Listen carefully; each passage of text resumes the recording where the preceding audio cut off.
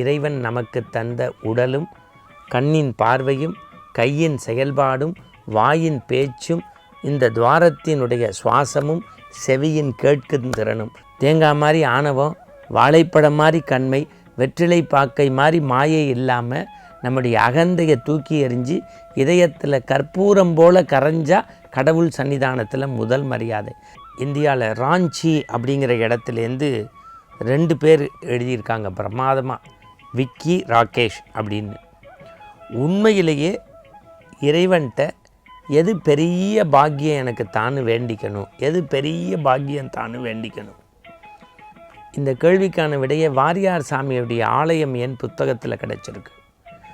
உண்மையான பெரிய பாக்கியம் இறைவன் நமக்கு தந்த உடலும் கண்ணின் பார்வையும் கையின் செயல்பாடும் வாயின் பேச்சும் இந்த துவாரத்தினுடைய சுவாசமும் செவியின் கேட்கும் திறனும் சொல்லிட்டு முடிக்கிறாரு.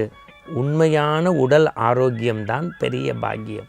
அப்போ என்ன சொல்கிறோம், இந்த காசு பணம் இதெல்லாம் தாண்டி ஆரோக்கியம்தான் ஆண்டவன்கிட்ட வேண்டணும் அப்படின்னு. அடுத்து ஒரு நல்ல கேள்வியை கேட்டிருக்காங்க.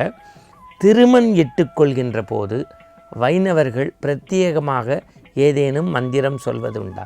இது ரொம்ப சாதாரண விஷயம். நாராயணன் அப்படின்னு சென்னையிலேருந்து கேட்டிருக்கார். இது எல்லாருக்கும் தெரியணுங்கிறதுக்காக தான் அந்த கேள்வியை கேட்டிருப்பார்னு நினைக்கிறேன். நம்ம எப்படி சிவச்சின்னமாகிய திருநீர் பூசுகின்ற போது மந்திரமாவது நீர் வானோர் துதிக்கப்படுவது நீர் சொல்கிறோமோ, அது மாதிரி கேசவா நாராயணா மாதவா கோவிந்தா விஷ்ணு மதுசூதனா திருவிக்கமா வாமனா ஸ்ரீதரா ஸ்ரீகேஷா பத்மநாபா தாமோதரா சொல்லி திருமண் இட்டுக்கொள்வது தான் மரபு. அடுத்து கடையநல்லூரிலிருந்து ஐயப்பராஜன் ஒருத்தர் கேட்டிருக்கார். விரதங்களில் மகா உச்சிதம் எது? பொதுவாக விரதம் இருக்கிறதே ரொம்ப பெரிய விரதம்தான். ஏன்னா நம்மை ஒட்ட வருத்தி கொண்டு இறைவனுக்கு இருப்பது உடலுக்கும் நல்லது, உள்ளத்துக்கும் நல்லது. விரதங்களில் மகா உயர்ந்த விரதம் ஏகாதசி விரதம். நம்முடைய முன்னோர்கள் சொல்லுவாங்க, ஏகாதேசியில் விரதம் இருந்து துவாதேசியில் விரதம் முடியணும். அதுவும் எப்படி சொல்லுவாங்க, அகத்திக்கீரை அறநெல்லிக்காய் வாங்கியாவது அன்றைக்கி சமைக்கணும்பாங்க. சாதுக்கள் இருக்காங்க பாருங்கள், சன்னியாசி, அவர்களுக்கு எதிராக உச்சித்தமான விரதம் அப்படின்னா சாதுர்மாசிய விரதம். அடுத்து ஒரு அற்புதமான கேள்வியை நம்முடைய புதுக்கோட்டையிலேருந்து அலமேலுன்னு கேட்டிருக்காங்க. விட வேண்டியது எது? ஆண்டவனிடம் விட வேண்டியது எது? சாமிகிட்ட போய் என்னத்தை விடணும்? நம்முடைய அகந்தையை விடணும் அப்படின்னு ரமணர் சொல்கிறார். அகந்தையை விடு, ஆணவத்தை விடு, கண்மத்தை விடு, மாயையை விடு. இதுக்கு வாரியார் சாமிகள் அடிக்கடி சொல்கிறத நம்ம பதிவு செஞ்சுருக்கோம். இந்த தேங்காய் மாதிரி ஆணவம், வாழைப்படம் மாதிரி கண்மை, வெற்றிலை பாக்கை மாதிரி மாயை இல்லாமல் நம்முடைய அகந்தையை தூக்கி எறிஞ்சு இதயத்தில் கற்பூரம் போல் கரைஞ்சா கடவுள் சன்னிதானத்தில் முதல் மரியாதை. அப்போ ஆண்டவன் சன்னிதானத்தில் அலமேலு அவர்கள் புதுக்கோட்டையிலேருந்து கேட்டிருக்காங்க, அவங்களுக்கு சொல்ல வேண்டியது அகந்தையை விடணும் அப்படின்னு.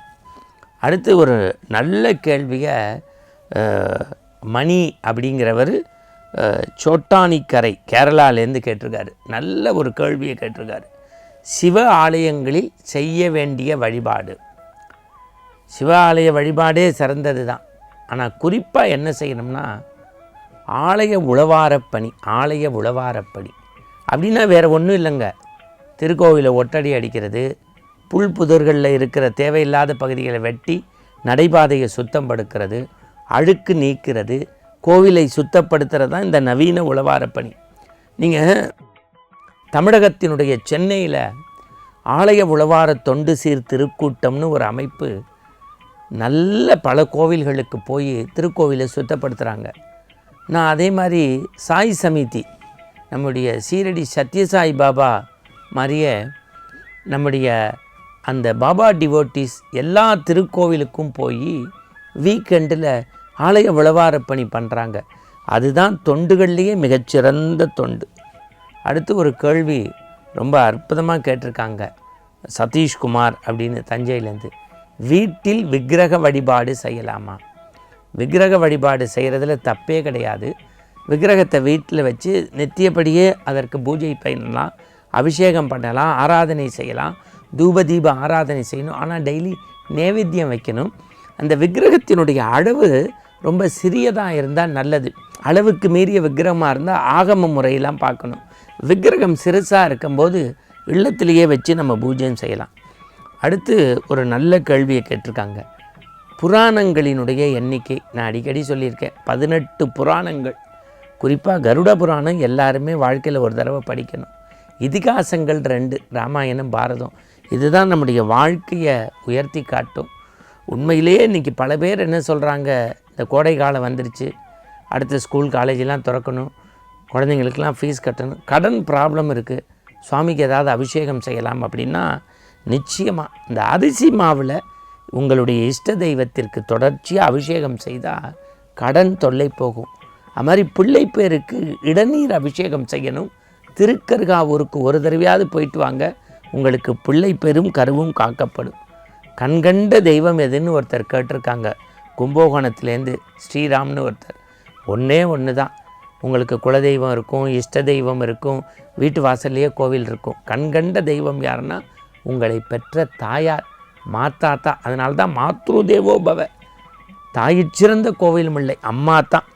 செவிவழியான உணவு எதுன்னா சாதுக்களினுடைய நல்ல உபன்யாசம், நல்ல சொற்களை கேட்டால் மனம் பக்குவப்படும், பண்படும், ஆனந்தம் நிற்கும். மீண்டும் நல்ல சிந்தனைகளோடு நாளை சந்திப்போம்.